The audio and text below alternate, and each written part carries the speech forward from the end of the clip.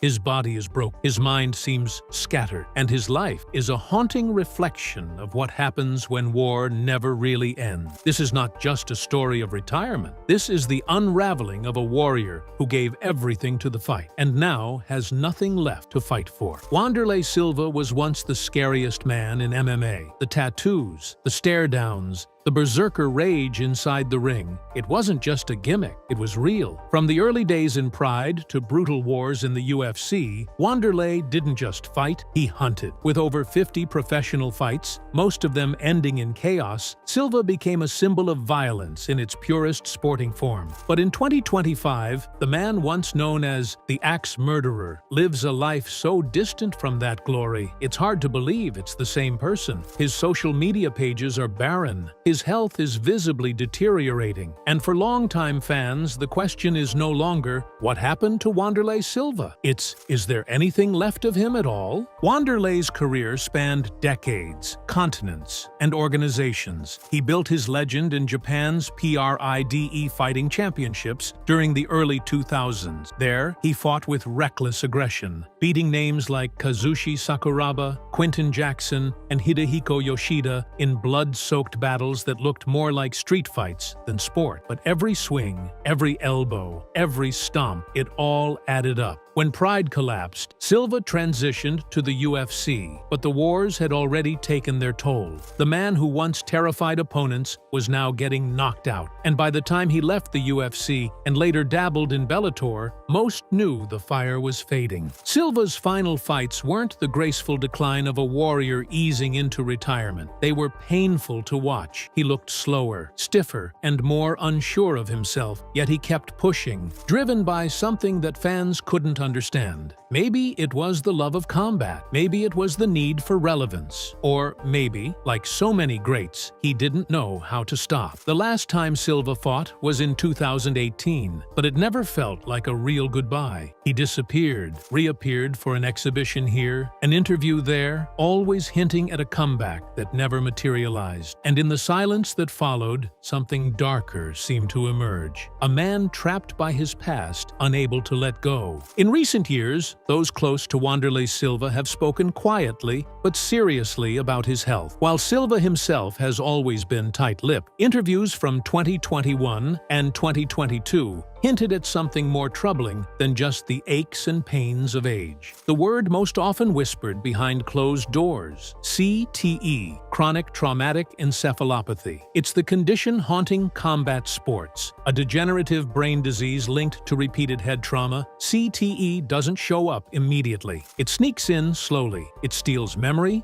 emotion, and control. And for Wanderlei Silva, who took and delivered some of the most vicious blows in MMA history, the warning signs have been there for years. Friends report that Wanderlei forgets names now. Entire days go missing. He's been found wandering local streets in Curitiba, Brazil, confused about why he left the house. His once crisp speech is now slurred in interviews. His infamous war cry, once roared with pride, now feels like a sad echo of a man who left everything in the ring. And the scariest part? He's aware of it. In one interview, Silva admitted, "I can't remember parts of my career. Whole fights, gone. It's like someone pressed delete." That level of self-awareness is rare in fighters suffering from brain trauma. It makes his situation more heartbreaking. And it's not just cognitive decline. Silva walks with a noticeable limp now. His posture is permanently hunched from injuries never properly healed. He's had multiple surgeries on his knees, his shoulders, and his back. Pain is a constant, but he refuses to be seen as broken. He still posts old highlights on social media, still smiles when fans ask about his Pride days, but those close to him know the truth. Every movement is a battle. He wakes up in pain. He sleeps in pain. And yet, instead of addressing it publicly, he suffers in silence, trapped in a body that was built for war and broken by it. Wanderlei Silva was never the kind of fighter who flaunted money, but he earned millions during his peak. PRIDE paid him well. UFC paid him better. He had endorsement deals, fight purses, bonuses. For years, fans assumed he was set for life. But in 2025, the picture looks very different. Local reports in Curitiba suggest Silva has sold several of his properties over the past 2 years. His once thriving gym closed without announcement. Rumors swirl that he's behind on taxes. And for the first time in his career, the once iconic face of Brazilian MMA seems forgotten. The issue isn't isn't just that the money ran out, it's that the system wasn't built to protect someone like Wanderlei. Fighters in the 2000s didn't get the financial education or business support they needed. Silva lived for the moment. He gave fans what they wanted: blood, chaos, highlight reel knockouts. But behind the scenes, financial management was never a strength. He trusted people who let him down. He invested in businesses that failed. And when the fight checks stopped coming, there was no fallback plan. Today, Silva lives modestly. Some say he's renting a small apartment in Curitiba. Others claim he's moved back in with extended family. Either way, the image is far from the mansion and fight poster lifestyle fans imagine. Interviews are rare, but when they happen, they're tinged with sadness. Silva often speaks about legacy, about honor, about warriors, but what he never talks about is the future. Because in 2025, his future feels uncertain. He's not coaching, not doing commentary, not launching a podcast or brand. He's fading, slowly, quietly, tragically. After the UFC door slammed shut, Wanderlei Silva didn't find peace. He found chaos in Brazil and loneliness in Japan. With mainstream MMA no longer an option, he bounced between promotions, countries, and causes. He briefly aligned with Bellator, but couldn't recapture the magic. His appearances in Japan's Risen promotion were marketed as nostalgia, but they only highlighted the toll that decades of war had taken on his body. He wasn't the axe murderer anymore. He was the ghost of him. In Brazil, Silva tried to stay relevant through social media rants and controversial interviews. He criticized the UFC's business model, accused Dana White of exploiting fighters, and positioned himself as a voice for change. But instead of building a new platform, Silva alienated himself from the fight community. His tone grew angrier, his rants more scattered. One day he was calling for fighter unions. The next, he was posting conspiracy theories and cryptic warnings about corruption. The fans didn't know if he was right or if he was unraveling. He also started posting old fight clips with captions like, "They can't erase history," and "Real warriors never die." The tone felt less proud and more desperate, a man clinging to a past no one was asking about anymore. Even in interviews, Silva would drift into strange tangents, repeating himself, forgetting timelines, or referencing events that didn't quite add up. Something wasn't right. Then came the silence. For nearly a year, Silva went completely off the radar. No interviews, no appearances, no social media. Fans assumed he was finally enjoying retirement, maybe focusing on his health. But when he re-emerged, the signs were worse. He looked thinner, his voice was weaker, and he seemed lost. The man who once commanded crowds with just his presence now struggled to finish sentences in public. In Japan, where he was once treated like royalty, the reaction was bittersweet. Fans still respected him, but his presence at events felt more ceremonial than legendary. He smiled for photos, bowed politely, and disappeared backstage. No post-fight energy, no fire in his eyes, just a quiet shell of a man who had given everything and received nothing in return. Wanderlei Silva's body may have been built to withstand wars, but even steel bends after enough impact. In 2025, his physical condition is a testament to the long-term consequences of violence. He walks with a slow, uneven gait, his knees permanently damaged from decades of abuse. His back is hunched, his posture stiff, and his hands tremble slightly when idle. He's undergone multiple surgeries on nearly every joint in his body, and yet the most painful wounds aren't visible. They're locked in his mind. Silva has openly discussed memory loss. In 2022, he gave a haunting interview where he confessed that entire fights were missing from his memory. "I watch them on YouTube like it's someone else," he said. "I remember the roar of the crowd, but not the punches." That statement rattled fans. Wanderlei Silva, once the most violent man in MMA, was losing his identity blow by blow. Symptoms resembling CTE have been apparent. Mood swings, confusion, paranoia. He's lashed out at friends, accused promoters of sabotaging him, and withdrawn from close relationships. Those who know him describe a man living in the past, someone stuck in the rhythm of war even when the arena is empty. He wakes up angry. He paces at night. He reportedly still trains in private, not for a fight, but because he doesn't know what else to do. Medical professionals have quietly urged Silva to seek neurological evaluation, but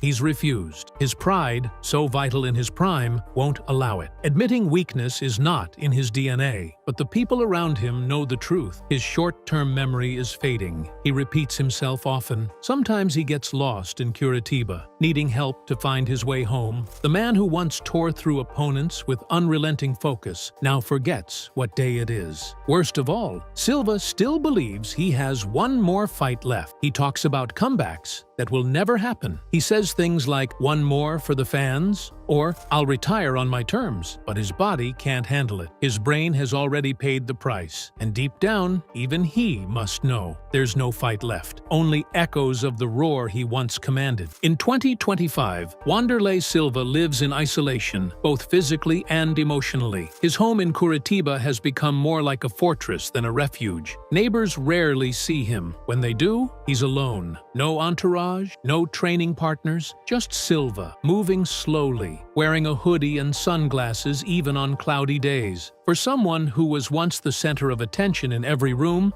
the silence around him is deafening. There's no more gym. His once bustling training facility shut its doors quietly during the pandemic and never reopened. Students stopped coming. Staff moved on. The building is still there, graffiti-stained and abandoned, a metaphor for the legacy he tried to build. Even local MMA fighters, who once idolized him, now whisper that Silva is not the same. And they're right. Friends have stopped calling. Family visits are rare. His son, who used to train by his side, has gone off to college and lives in another city. The bond they once shared, built through shared sweat and sacrifice, has faded. Silva's wife, once his fiercest supporter, is no longer seen in public with him. Some say they're still married. Others claim they're separated. What's clear is that he's mostly alone now. His circle has shrunk to the size of his shadow. Isolation hasn't helped his mental state. Those around him describe him as paranoid, sometimes thinking the UFC is still watching him, still out to ruin his reputation. He rarely answers his phone. He doesn't check emails. When promoters reach out, they're often met with confusion or erratic responses. One Brazilian journalist claimed Silva agreed to an interview, then ghosted him for months, only to respond later with a bizarre string of voice notes that didn't make sense. This is not the life fans imagined for Wanderlei Silva. He was supposed to be a coach, a mentor, a legend in retirement. He had the charisma, the story, the following. But instead of building the next chapter, he retreated into the shadows. And as the years pass, it becomes clearer. The man who once fed off the roar of the crowd now lives in deafening silence, and he may not know how to escape it. Wanderlei Silva's personal life has fractured quietly. Once a proud family man who spoke glowingly of his wife and son in interviews, Silva now finds himself increasingly distant from the people who once grounded him. The bond he had with his son, once captured in training footage, lifting weights together and trading mitts, has dissolved. His son, now in his 20s, is pursuing his own life in a different city, reportedly studying business with little involvement in the MMA world. That absence isn't filled by calls or texts. It's a silence that echoes louder every year. Silva's marriage is equally complicated. Though he still wears a ring in some public appearances, those close to him say he and his wife are estranged. There are whispers of long periods of no communication, emotional breakdowns, and even counseling that went nowhere. She no longer attends events, isn't tagged in social media posts, and hasn't spoken publicly about him in years. It's as if she, too, is watching his collapse from a distance, helpless to intervene. Friends from the fight world, teammates, and coaches that once stood in his corner have quietly walked away. It didn't happen all at once. It was a slow retreat, driven by Silva's erratic behavior, outbursts, and paranoid claims. Some tried to stay in his life, only to be met with aggression or suspicion. Others simply couldn't bear to watch their friend spiral further. Those who remain speak rarely and carefully, afraid of saying the wrong thing or triggering another retreat into silence. What's most heartbreaking is that Silva doesn't seem to fully recognize this isolation. In interviews, he still refers to "my team" or "my people," though they haven't been around in years. He talks about his son as if they still train together. He mentions his wife as if she's in the next room. Whether it's denial, delusion, or simply memory loss, the result is the same. Wanderlei Silva lives inside a fading image of his past, unable to reconcile it with his present. And as those closest to him slip away, he remains stuck, still the warrior, but now fighting a battle no one else can see. Money has become a quiet monster in Wanderlei Silva's story. Despite the millions earned during his peak, it's clear in 2025 that those funds have dried up. Reports from Brazilian news outlets suggest he's sold off several properties in recent years, including his training facility and a family vacation home once featured in MMA documentaries. Insiders claim he's behind on taxes, with old business debts accumulating interest. It's a slow, steady erosion of wealth that no one talks about publicly, but everyone suspects.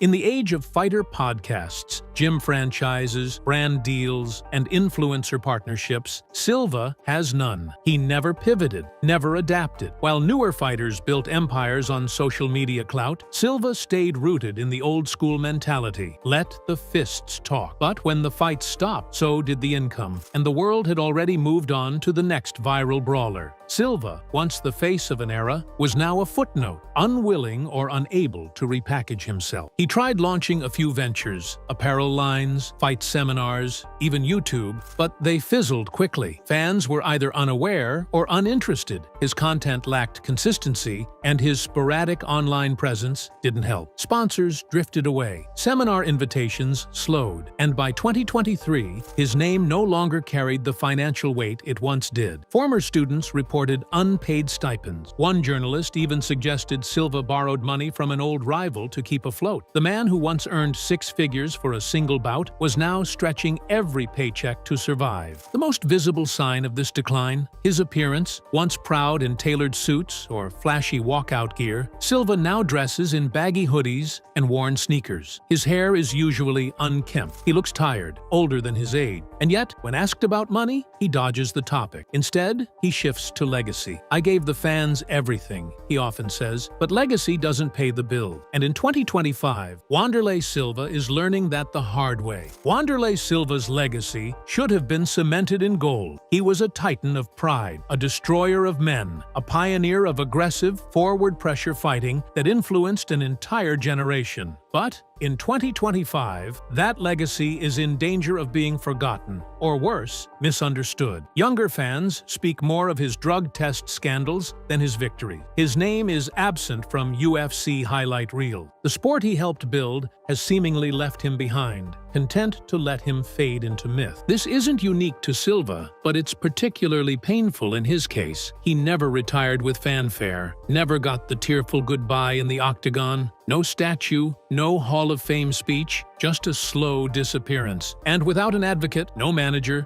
no media campaign, no big comeback story, his place in MMA history is slowly being erased. Newer fans know Conor, Khabib, John Jones, Wanderlei Silva, just another old guy who used to fight in Japan. But there are still those who remember. Veterans, historians, and die-hard fans speak his name with reverence. They remember the scream before the bell, the soccer kicks, the stare-downs, the rampage slam, the war with Chuck Liddell. But even these memories are fading. Clips are buried in YouTube archives. Documentaries mention him only in passing. The engine of nostalgia has not been kind to the axe murderer. As for Silva himself, he seems caught in limbo. Part of him wants the recognition, the awards, the closure. But another part, perhaps the bigger part, doesn't know how to ask for it. He appears in interviews with vague smiles and cryptic answers, drifting between pride and pain. "They'll remember me," he said once. "When the real fights return, they'll remember." But the sport has evolved. The rules have changed. And the real fight now is the one inside his mind. In the end, Wanderlei Silva's story is not just about triumph or violence. It's about what happens when the world moves on and the warrior is left behind. His story deserves to be told. But as time marches forward, the question remains, who will tell it before it's too late?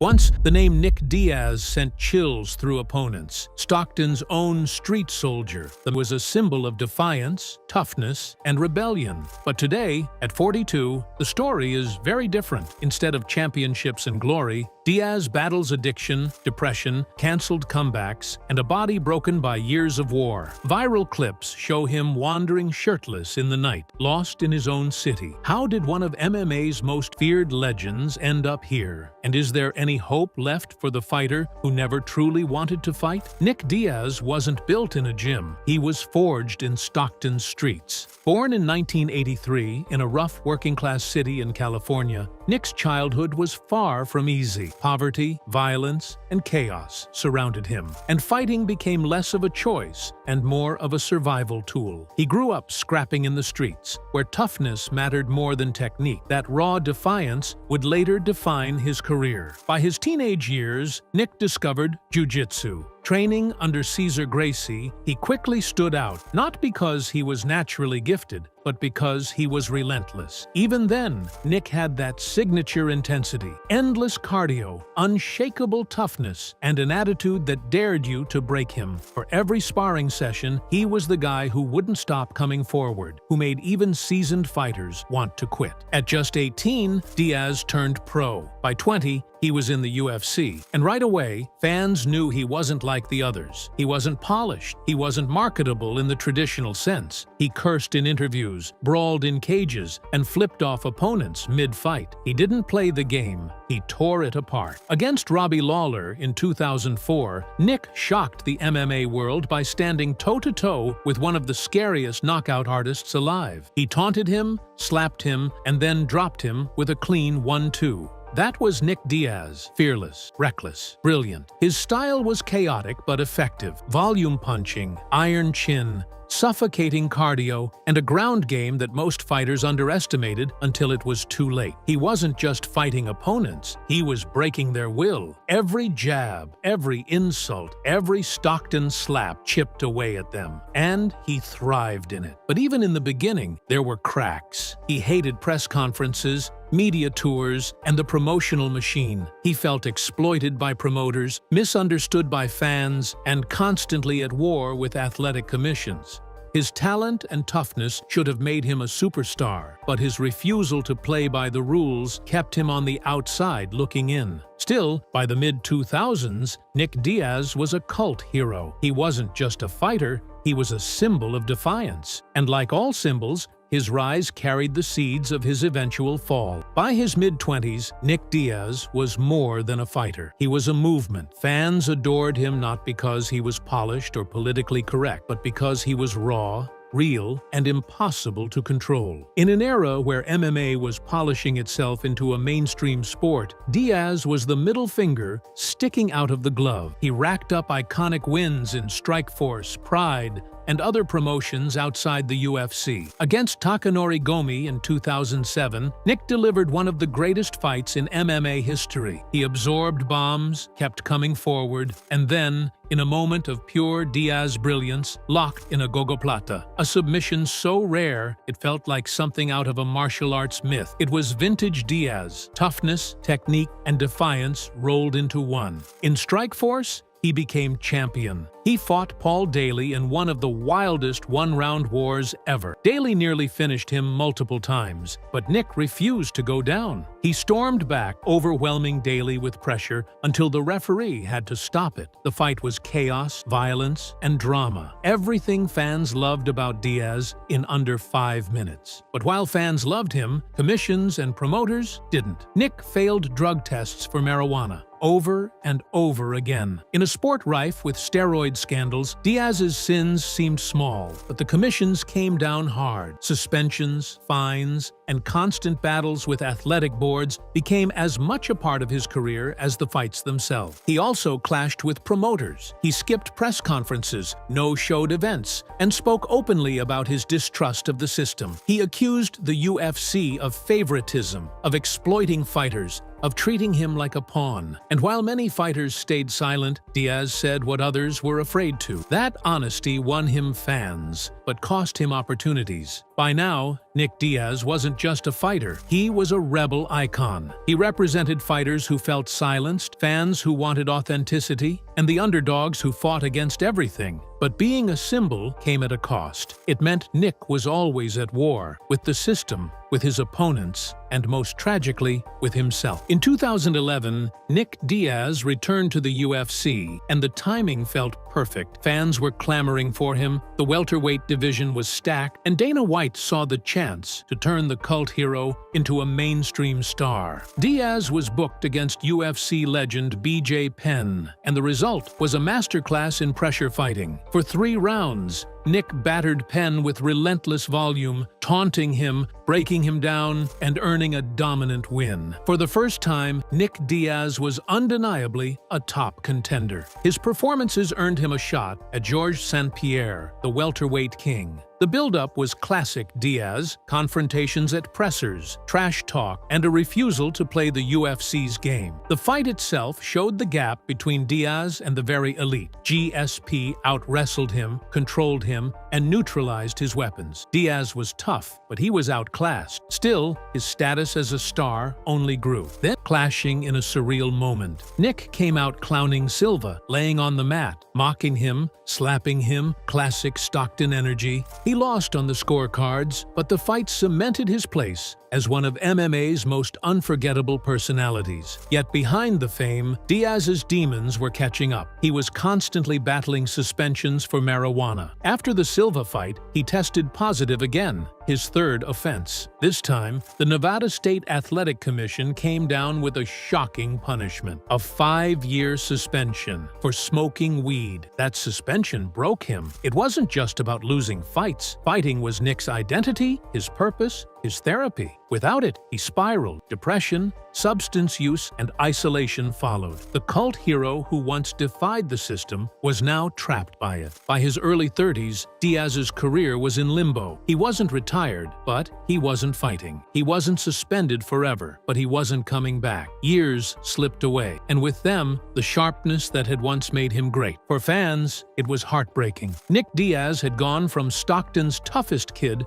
to a UFC superstar, only to watch his career collapse not from knockouts, but from bureaucracy, drugs, and demons. For most fighters, time away from the cage is healing. For Nick Diaz, it was torture. After the Nevada State Athletic Commission handed him a 5-year suspension for marijuana in 2015, his career effectively hit a wall. Even Dana White called the penalty insane, but it stuck long enough to steal Nick's prime fighting years. Nick wasn't like other athletes who could pivot to business ventures, commentary, or coaching. Fighting wasn't just a job to him, it was his entire identity. Without it, he drifted. For nearly 6 years, Nick lived in limbo. He trained sporadically, surfed in Stockton, partied, and disappeared from the spotlight, only to reappear in erratic interviews or viral street encounters. Fans who idolized him during his Strikeforce and early UFC days started seeing a different side. Reports surfaced of Diaz drinking heavily, wandering the Las Vegas Strip at night, or getting into street altercations. Clips went viral of him looking dazed, rambling in interviews, or surrounded by crowds as if he were a ghost of the fighter he once was. Behind the scenes, Nick's friends and training partners admitted he was battling depression, the same qualities that made him great in the cage. Intensity, obsession, defiance became destructive outside of it. Without the structure of training camps and fights, that energy turned inward. He was restless, reckless, and adrift. By 2018, whispers of a comeback began to swirl, but every time, something stalled it. Legal trouble, mental health struggles, a lack of commitment. Years piled on, and the legend of Nick Diaz became less about what he was doing and more about what he wasn't. Fans clung to hope. They remembered the warrior who battered Robbie Lawler,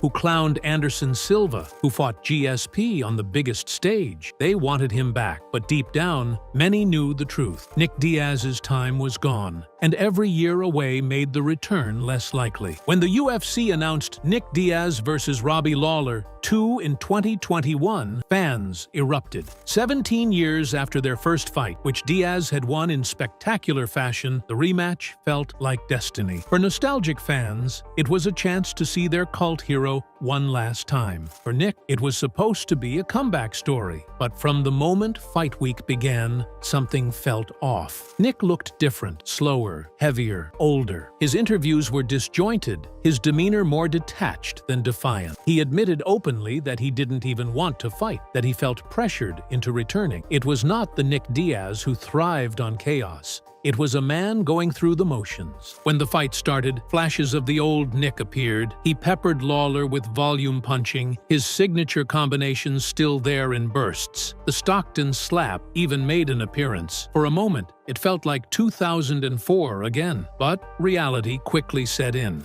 Nick's timing was off. His cardio, once his greatest weapon, betrayed him. The endless pressure that once broke opponents now broke him. By the third round, Lawler landed a clean shot that dropped Nick. He stayed on the canvas, covering up, shaking his head. For the first time in his career, Nick Diaz quit. The referee waved it off, and just like that, the comeback ended in tragedy. Fans were torn. Some applauded his bravery for even stepping back into the octagon after 6 years away. Others saw it as proof that the legend was gone. The warrior who once terrified Robbie Lawler with a grin and relentless volume was now a shadow of himself, crumbling under the weight of time and absence. But perhaps the saddest part was Nick's own words. In post-fight interviews, he admitted he never wanted the fight, that he didn't understand why it happened, that he was pushed into it. It was a devastating confession. Not only had Nick Diaz lost, but it seemed like he never even wanted to be there in the first place. After the Lawler rematch, Nick Diaz's future became a question mark. Would he fight again? Did he even want to? Months turned into years, and while rumors of a return continued to swirl, Nick himself looked more and more like a man trapped between the past and present. Public sightings painted a grim picture. Viral videos showed him wandering shirtless through Las Vegas streets, often late at night, looking lost or disoriented. Others captured him at parties, drinking, sometimes surrounded by strangers who cheered at the sight of him but rarely offered real support. To fans, these clips were heartbreaking. The man who once dominated the world's toughest fighters now seemed like he couldn't dominate his own demons. Physically, the damage was evident. Decades of wars inside the cage had left him scarred, slower, and visibly aged beyond his years. The once endless gas tank was gone. His speech seemed slurred at times, his interviews more scattered. Whispers of CTE, brain trauma, and the long-term consequences of fighting followed him wherever he went. Emotionally, Nick's own words told the story. He admitted to feeling trapped, never truly loving fighting but needing it to survive. He spoke of depression, of hating the spotlight, of the pressures that came with being Nick Diaz. Unlike his younger brother Nate, who embraced the spotlight and built a massive fan following, Nick seemed stuck, unable to walk away but unwilling to dive back in fully. The tragedy of Nick Diaz isn't just that he declined, it's that he declined while still being adored. Fans chant his name, beg for his return, and celebrate his legacy. But Nick himself seems disconnected from it all, almost as if he never wanted to be the legend they made him. At 42 years old, Nick Diaz is not the fighter he once was, and perhaps never will be again. His story now is not one of comeback glory, but of survival. Every appearance, every viral clip, every rumor of a fight feels like a reminder of what was lost and what fighting truly takes from those who give it everything. After the Lawler fight, Nick Diaz largely faded from the spotlight. The man who once terrified champions and flipped off cameras now lives in fragments. Glimpses of him caught on shaky phone videos, grainy Instagram lives, or TMZ clips. To fans who grew up idolizing his grit and authenticity, these sightings don't inspire nostalgia. They inspire concern. Nick is often seen shirtless in public, wandering the streets of Las Vegas at odd hours, rambling incoherently or shadowboxing in the dark. At parties, he's surrounded by crowds, but rarely by friends who truly seem to care for him. To strangers, he's still Nick Diaz, the legend. But to those who look closer, it feels like watching a man drowning while people cheer from the shore. His relationship with MMA is fractured. He talks about returning, about needing money, about wanting to prove himself, but his actions tell another story. Training camps are inconsistent. His body is slower, heavier, worn down from decades of combat. Even his brother Nate, still an active fighter, seems unsure what Nick truly wants. The brotherhood that defined their careers remains strong, but even Nate admits Nick's heart was never fully in fighting. Worse, Nick himself admits it. In interviews, he's said plainly, "I never really enjoyed fighting." Those words cut deep. For fans, fighting was his gift, his legacy, his immortality. But for Nick Diaz, it was obligation, pressure, and pain. At 42, with his prime long behind him, the only thing left tying him to fighting is the memory of who he once was. Financially, Nick has struggled too. Unlike today's stars who can build brands and monetize fan bases, Nick fought in an era before big paydays. He headlined massive fights, but his purse rarely reflected his star power. Combined with suspensions, legal battles, and time away, he never built the wealth his name deserved. That reality adds to the tragedy. The legend who bled for the sport now drifts in its aftermath with little to show for it. For decades, Nick Diaz built his reputation on toughness. The ability to take punishment, to keep walking forward no matter what, was his greatest weapon. But at 42, that weapon has become his curse. Years of brawls left scars that can't be hidden. His face is etched with damage, his nose flattened, his eyes heavy with scar tissue. His once endless cardio is gone, his body slower, stiffer. But the physical toll is only part of the story. The mental toll may be worse. Nick's interviews often ramble, jumping from thought to thought. Fans notice the slurred speech, the confusion, the flashes of paranoia. These are the hallmarks of CTE, the brain damage that has haunted fighters, football players, and boxers for decades.